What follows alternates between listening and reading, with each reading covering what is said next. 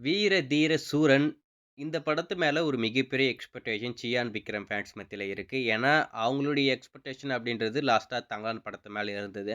ஒரு மிகப்பெரிய எதிர்பார்ப்புல வெளிவந்திருந்தாலும், அந்த படத்துக்கு பெரிய வரவேற்பு கிடைக்கல. ரீசென்ட்டா கூட ரஞ்சித் அந்த படத்துடைய ரெஸ்பான்ஸ பத்தி பேசியிருந்தாப்ல. நான் ரொம்பவே பெருசா எதிர்பார்த்து பண்ண ஒரு படம்னா, அது தங்கலான் தான்.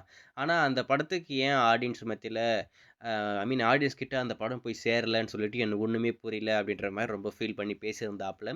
அந்த படம் எக்ஸ்பெரிமென்டலா எடுத்துக்கிட்டீங்கன்னா, ரொம்பவே ஒரு டிஃபரண்டான மேக்கிங் தமிழ் சினிமாலேயே ஒரு வேற லெவல்ல பண்ண ஒரு திரைப்படம் தான். நான் இல்லன்னு சொல்ல மாட்டேன்.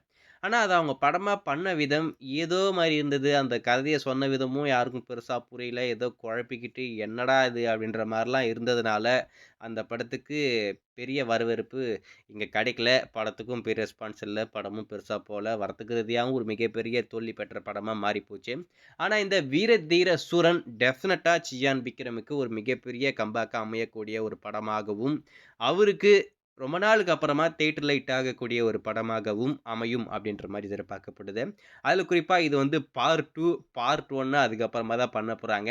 இந்த கைதி படம் மாரி தான். இப்ப நம்ம கைதி படத்துடைய பார்ட் 2 தான் பார்த்துருக்கோம். பார்ட் 1 தான் இதுக்கப்புறம் அவங்க பண்ண போறாங்க. அதாவது இந்த பார்ட் 1 அப்படின்ற கான்செப்ட் ஏற்கனவே இருந்துச்சு. ஆனா இவங்க என்னடான்னா புதுமையா பார்ட் 2 நாங்க ஃபர்ஸ்ட்டு கொண்டு வரோம். அதுக்கப்புறமா பார்ட் 1 கொண்டு வரோம் அப்படின்ற மாரி கொண்டு வராங்க. இந்த படமும் ஒரு நைட்ல நடக்கக்கூடிய ஒரு கதை தான். ஸோ டெஃபினட்டா நல்லாருக்கும் அப்படின்ற மாரி தான் நான் எதிர்பார்க்கிறேன். இப்ப இந்த படத்துடைய ஒரு பயங்கரமான அப்டேட் என்னன்னா, இந்த படம் இப்போதைக்கு இந்த மாதம் இறுதி தியேட்டருக்கு வர காத்துக்கிட்டு இருக்கு.